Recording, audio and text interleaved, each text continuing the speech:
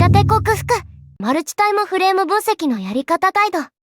FX でデイトレードをする場合、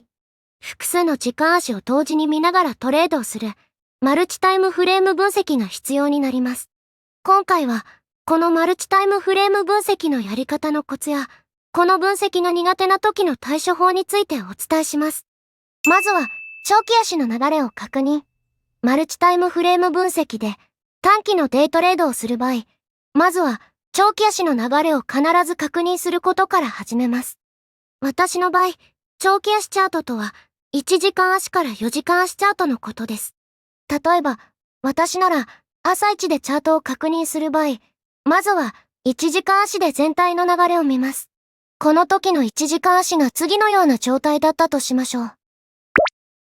このチャート画像なら、高値と安値を切り上げているので、上昇トレンドと判断します。そのため、短期のデイトレードをするなら、基本的に買いエントリーしか考えません。ここで全体の流れに反して、変に逆張りを狙うと、負ける確率が高くなるからです。そして次に、現在のレートから近い場所に水平線が引けそうな場所があれば、そこへ水平線を引いていきます。例えば、次のような感じです。このように、長期足で全体の流れを見る、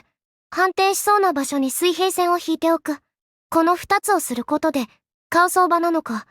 それとも売る相場なのか、大まかなエントリーポイント、といったことを認識できます。ちなみに、日足移行に関しては、私の場合はそこまで細かく見ません。1日に1回だけ日足チャートに切り替えて、全体の流れと強いサポレジがすぐ近くにないかだけざっと見る程度です。短期のデイトレードだと、その日のうちに終わることが多く、日足や週足を見なくても、トレードに大きな影響をほとんど受けないからです。次に短期足チャートを確認。長期足チャートの流れと水平線を引き終わったら、そのまま短期足を見ていきます。私の場合、15分足がメインなので、15分足チャートに変えます。そうすると、次のようになっていました。そしてここから、長期足チャートの時と同じように、全体の流れを確認して、引ける場所があれば、水平線を引いていきます。今回の短期足チャートを見ると、長期足と同じく、高値と安値を切り上げているので、上昇トレンドと判断します。水平線に関しては、1時間足チャートに引いた場所に加えて、15分足だと次のように引けます。このように短期足をチェックしたら、最後にまとめとして、長期足の流れ、短期足の流れ、買いか売りかというのを再確認します。今回のチャートで言うと、長期足の流れ、上、短期足の流れ、上、と判断できるので、トレードは買いだけを狙います。そして、買いを狙う場所ですが、これに関しては、1時間足と15分足で水平線を引いたので、そのどちらかまでレートが下がってきて、下げ止まる動きを見せたら買いというシナリオを立てます。このような感じで見ていけば、長期足と短期足の複数のチャートでトレードをする場合に、うまくシンクロさせることができます。ちなみに、エントリーに関しては、自分のやりやすい形でエントリーしていけば大丈夫です。私であれば、今回の場面でエントリーするなら、5分足以下に時間軸を落として、エントリーポイントを探っていきます。例えば、最初の水平線へレートが来た時に、5分足で見ると、次のようになっていました。ここで反発するようであれば、1時間足の水平線が効いていると判断できるので、買いエントリーを狙っていきます。では、次のローソク足を見てみましょう。1時間足の水平線では反応せずに下に抜けてしまいましたね。その代わり、15分足で引いた水平線までレートが落ちてきました。ここで反応するようであれば、15分足で引いた水平線が効いていると見て、買いでエントリーをしていきます。それでは次のローソク足を見てみましょう。陽線が出たので、15分足の水平線で反応していると考えることができます。よって、この次のローソク足で買いエントリーができます。ただ、私の場合はエントリーの精度をより上げたいので、ここではまだ入らずに、もう少し待って、これ以上下がりそうにない動きが出たらエントリーをしていきます。例えば、今回の場面だと、しばらく5分足チャートを様子見していると、次のような動きになりました。15分足の水平線で反発した後に、もう一度売りが入ってきたけど、水平線まで届かずに上昇し始めていますよね。しかも、よく見ると、ダブルボトムにもなりそうです。よって、反転のサインと見ることができるので、この次のローソク足でエントリーをします。この時の損切りは、15分足の水平線を下に抜けた場所です。ここを下に抜けると、短期下落トレンドが発生するので、そのまま下がっていく可能性があるからです。利食いに関しては、直近高値でもいいし、リスクリワードを良くしたいなら、高値抜けを狙ってもいいです。今回の場面であれば、長期足と短期足が上昇トレンドなので、より上がりやすい状態となっています。つまり、利益を伸ばすことができるので、私であれば、最低でも損切り幅に対して2倍の利食い幅で狙っていきます。その後の動きを見ると、次のようになりました。やはり、長期足と短期足の流れが同じ方向だと大きく伸びやすいですね。このような感じで、複数の時間足をシンクロさせていけば、短期のデイトレードでうまくトレードをすることができます。マルチタイムフレーム分析をするのが苦手という人が結構多いのですが、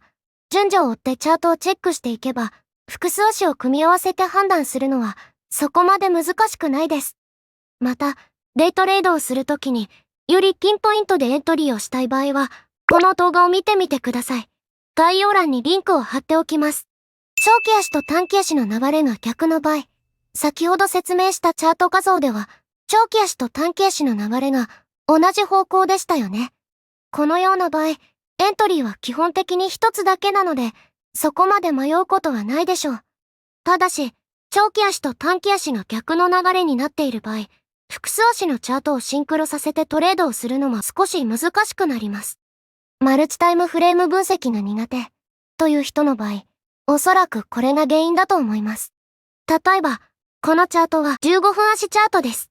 これを見ると、上昇トレンドなので、買いエントリーをして、高値更新を狙って利益を伸ばすぞ、なんて考えますよね。でも、その後の動きを見てみると、次のようになりました。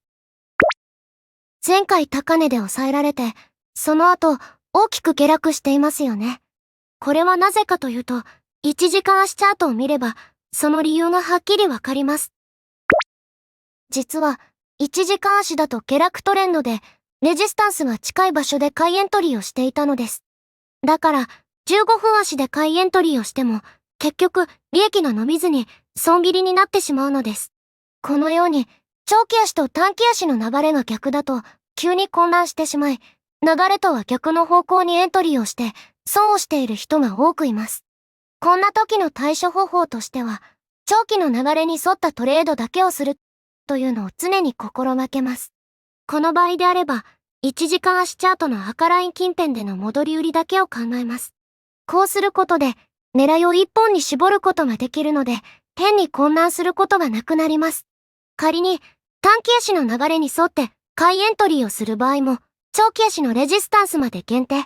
というのが基本です。ただし、複数チャートの分析に慣れていない場合は、まずは長期の流れに沿ってエントリーすることだけを考えましょう。例えば、今回の場面であれば、15分足で高値を切り下げた場所でエントリーができます。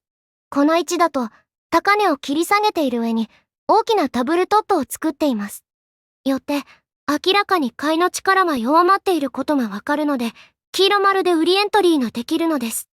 もし、より安全に行くのであれば、ダブルトップを作った後の戻り売りでもいいです。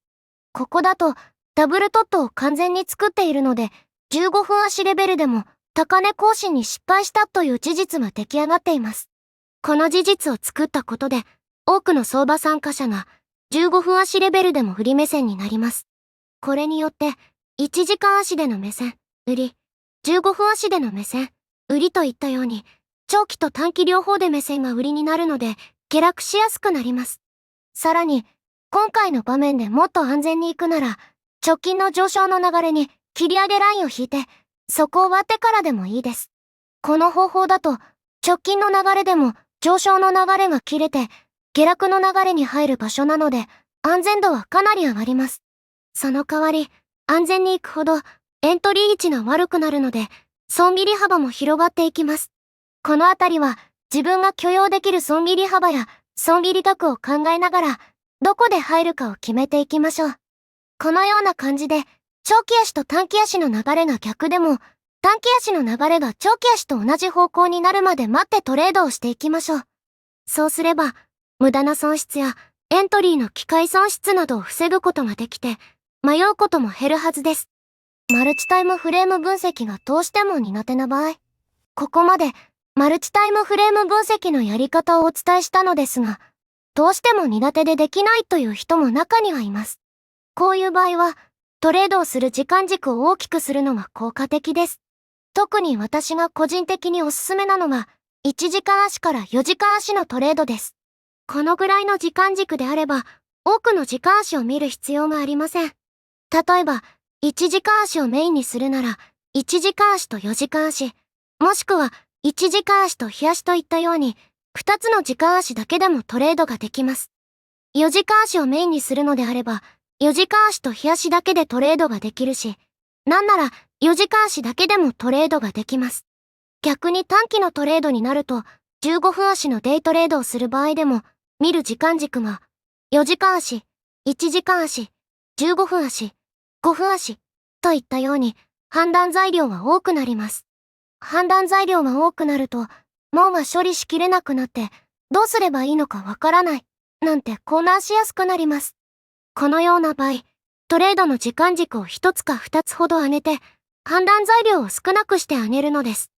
1時間足以上の時間軸をメインにトレードをしていけば、1時間足未満のチャートは見なくてもトレードはできます。これであれば、判断する材料が減るので、マルチタイムフレーム分析が苦手でも、相場に振り回されることが大きく減ります。しかも、1時間足を基準にすれば、トレンドの判断を間違うことも大きく減るので、余計な損失も防げます。ちなみに、私自身も FX を始めた当初は、マルチタイムフレーム分析がすごく苦手で負けまくっていました。そんな時に4時間足のトレードに変えたら、すごくトレードが楽になって、うまくいくきっかけをつかめました。中長期足チャートを多めに表示させる。これは対処療法的になるのですが、中長期足のチャートを多めに表示させると、だいぶ混乱を防げると思います。マルチタイムフレーム分析をするときって、どちらかというと、短期足のチャートを多く表示させていることが多いです。例えば、このような感じで、これだと目に入るチャートが中長期足チャートよりも短期足の方が多いですよね。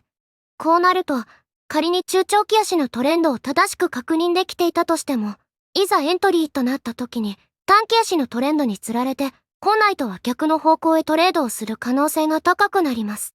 このようなことを防ぐために、中長期足のチャートの数を短期足のチャートの数よりも多くするのです。こうすることで、頭に中長期足のトレンドをインプットさせることができて、全体の流れを間違えることなくトレードをすることが可能になります。ちなみに、エントリーをするときは、一つのチャートだけを短期足に変えると効果的です。例えば、今回のチャートなら、右下が15分足チャートなのですが、この部分を5分足などに変えるのです。要するに、短期足を表示させるのは、あくまでもエントリータイミングを見るときだけにするのです。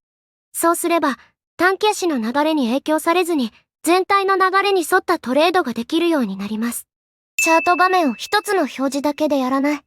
これに関してはおそらく、そこまで多くないと思いますが、たまにチャート画面を一つの時間軸だけ表示させてトレードをしている人がいます。これをやってしまうと、いちいち短期足と長期足のチャートを切り替える必要が出てきます。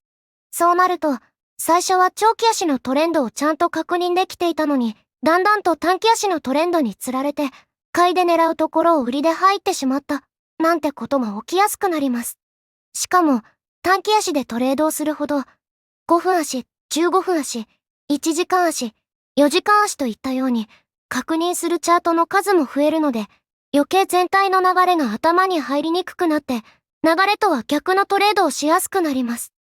だから、短期のデイトレードをする場合は、長期足と短期足のチャート両方を画面に表示させるようにしましょう。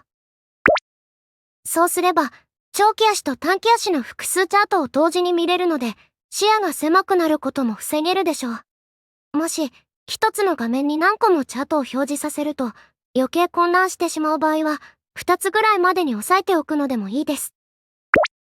この状態でチャート分析をしていけば、より効果的な分析ができて、トレードの精度も上がるでしょう。まとめ。今回は FX でマルチタイムフレーム分析のやり方と苦手な時の対処方法についてお伝えしてきました。短期足のデイトレードをする場合、複数足のチャートをうまくシンクロさせることが重要です。迷わないようにするためのポイントとしては、長期足の流れに沿ったトレードを常に心がけましょう。そうすれば、変に迷ったり、混乱したりすることを減らすことができるはずです。それではまた次回の動画でお会いしましょう。役に立ったと思ったらいいねとチャンネル登録をお願いします。